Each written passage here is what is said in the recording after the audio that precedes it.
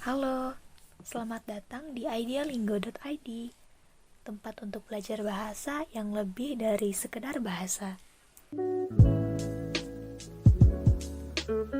Jadi di video kali ini aku mau jelasin sedikit tips gimana cara kita bisa belajar bahasa sebagai bukan sesuatu cuma sebagai sesuatu yang kita pelajarin rulesnya, grammatical rules, tapi lebih substansif. Maksudnya apa sih?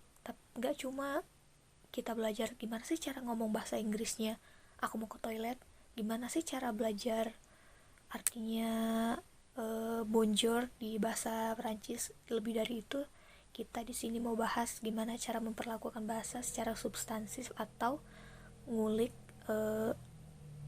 bagaimana dan mengapa di bagian situ. Dan hal yang pertama mau aku bahas adalah fenomena bahasa sebagai yang mempengaruhi pikiran dan budaya secara bersamaan. Nah, pernyataan bahwa bahasa itu lebih banget dari sekedar bahasa pertama kali dikenalkan oleh Benjamin Worf, seorang linguis yang berargumen bahwa bahasa itu dipengaruhi dan saling mempengaruhi budaya dan pikiran secara bersamaan. Jadi, bahasa itu adalah aset atau bukti bahwa orang-orang itu di dari berbagai kelompok budaya memiliki persepsi yang berbeda terhadap kehidupan, dilihat dari bagaimana cara mereka menciptakan dan menggunakan bahasa mereka sendiri. Nah, contoh paling sederhana adalah cara kita ngomong nasi sama cara orang yang ngomong bahasa Inggris ngomong nasi sebagai rice. Jadi buat mereka nasi, padi, atau beras itu tuh mau gimana pun mereka nyebutnya rice kan. Tapi di kita di bahasa Indonesia kita nyebutnya ada padi yang masih berbentuk bahan mentah, lalu beras ketika sudah diolah bisa untuk dimasak, dan ketika dimasak kita nyebutin nasi.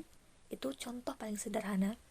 Jadi fenomena orang Indonesia yang punya 3 jenis bahasa yang berbeda untuk nyebut nasi itu memperlihatkan bahwa negara kita Indonesia bergantung sama hasil pertanian sebagai sumber utama untuk sebagai sumber pangan kan. Sedangkan untuk negara yang bahasa pertamanya adalah Inggris, mereka nggak nganggap nasi sebagai bahan utama sumber pangan. Dan contoh lain yang paling unik menurutku adalah kata-kata yang gak bisa ditranslate ke bahasa lain. Nah, contohnya tuh ada kata Schadenfreude di bahasa Jerman, yang artinya adalah rasa senang yang kita dapat ketika melihat orang lain menderita. Nggak ada kan bahasa Inggris atau Indonesia yang setara sama kata itu.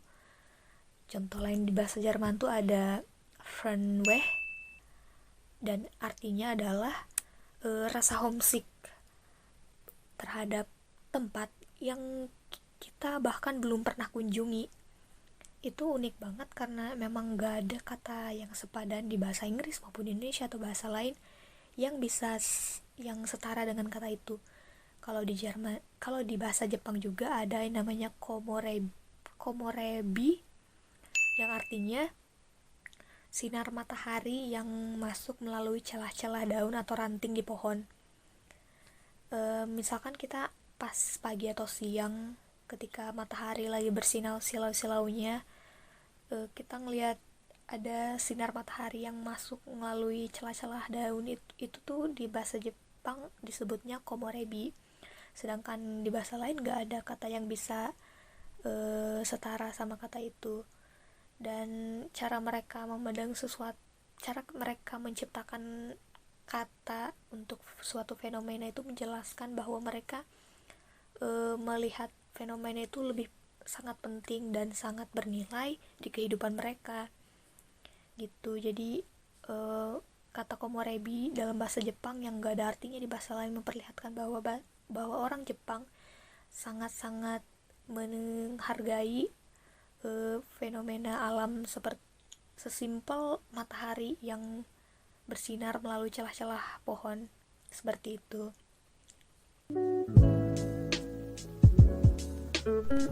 Sekarang kita masuk ke metode yang paling efektif buat belajar bahasa apapun terserah.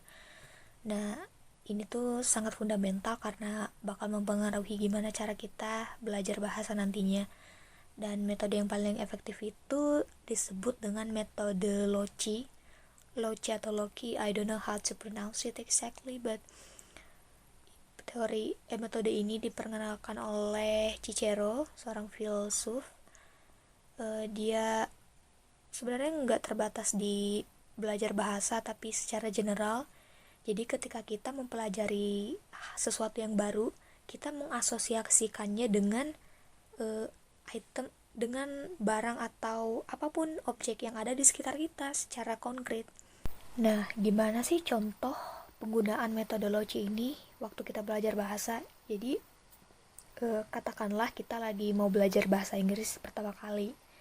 Nah, jadi di depan kita di sini ada meja, di sebelah kanan ada jendela, di sebelah kiri ada lemari. Nah, jadi saat kita merasa haus, katakanlah kita merasa haus banget, dan di depan kita ada gelas air, secangkir air, kita asosiasikan kata cangkir dengan bahasa Inggris cangkir, cup of water. Jadi ketika kita melihat cangkir, kita langsung terpikirkan bahasa Inggrisnya cup. Dan ketika ingin menulis sesuatu, I want to write something, what is this? Pen. Jadi ketika kita melihat pulpen, otomatis yang terpikirkan di kepala adalah bahasa Inggrisnya, langsung kata pen. Dan kita merasa physically kedinginan, dan di sebelah kanan kita ada lemari. Lalu secara fisik kita merasa kedinginan, kita asosiasikan situasi itu dengan kata bahasa Inggrisnya apa? Cold, dingin, cold. Jadi ketika kita belajar cold, kita otomatis terpikirkan oleh rasa dingin yang menusuk. Dan di sebelah kiri kita ada lemari, there is wardrobe. Kita mengambil jaket, I grab jacket. Jadi ketika kita melihat jaket, yang otomatis terpikirkan di kepala kita adalah bahasa Inggrisnya. And then I want to see something outside. Aku ingin melihat sesuatu di luar. Ketika kita melihat objek ini, yang terpikirkan di kepala kita otomatis adalah curtain, atau bahasa Inggrisnya tirai. And then window, bahasa Inggrisnya jendela. Jadi kita mengasosiasikan kata objek-objek yang ada di sekitar kita dengan kata bahasa Inggris yang kita ingin pelajari.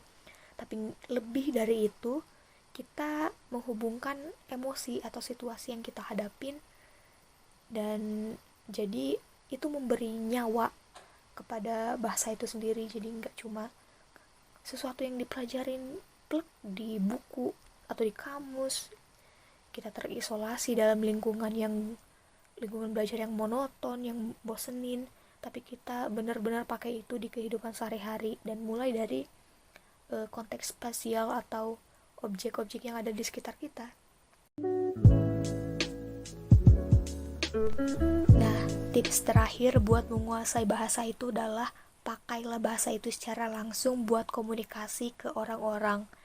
Jadi karena mau gimana pun juga, fungsi bahasa itu pada akhirnya adalah sebagai alat komunikasi, biar kita bisa ngobrol, menyampaikan pikiran kita, dan bertukar pikiran sama banyak orang. Dan buat pakai bahasa ini tuh nggak harus sama native speaker, nggak apa-apa kok. Yang penting kita bisa pakai secara langsung sama teman-teman kita atau orang Indonesia yang sama-sama belajar bahasa yang kita pengen pelajarin. Tapi yang paling ampuh pasti bakal tetap belajar ngomong sama native speaker, karena mereka tahu konteks-konteks bahasa yang nggak bisa kita pelajarin secara otodidak. Cara paling gampang itu lewat media sosial pastinya, tapi paling efektif itu lewat Discord karena mereka menawarkan voice channels atau untuk fasilitas kita buat bisa ngobrol langsung sama mereka, mau video atau suara juga bisa. Bisa dicari lewat public channels, pasti ada banyak bahasa yang tersedia. Dan intinya adalah belajar bahasa itu jangan mengisolasikan diri, maksudnya gak terpaku sama kamus, sama buku, sendirian banget, tapi kita mulai melangkah keluar, mulai dapat exposure luar gitu loh. Karena belajar bahasa tuh gak cuma hal-hal trivial kayak aku tahu bahasa Inggrisnya selamat siang, aku tahu artinya me necesito un vaso de café di bahasa Spanyol, nggak kayak gitu. Tapi buat menguasai bahasa adalah tahu kenapa bahasa itu bisa ada, gimana cara kita bisa pakai bahasa itu di berbagai konteks, dan itu yang terpenting dalam menguasai bahasa. Karena belajar bahasa kita bisa tahu gimana cara mereka memandang dunia, apa nilai-nilai yang mereka anut dan mereka hargai, dan dengan tahu hal-hal itu kita bisa jadi lebih mudah buat ngeblend sama mereka untuk memposisikan diri kita dengan situasi mereka sebagai si pembicara bahasa tersebut. Nah, itu dia tadi tips-tips buat menguasai bahasa dan gimana cara memperlakukan bahasa yang lebih dari sekedar bahasa. Stay tune buat konten seterusnya dan stay curious, dan tetaplah penasaran, tetaplah belajar untuk mengulik bahasa. Okay, see you. Catch you guys on a flippity flip.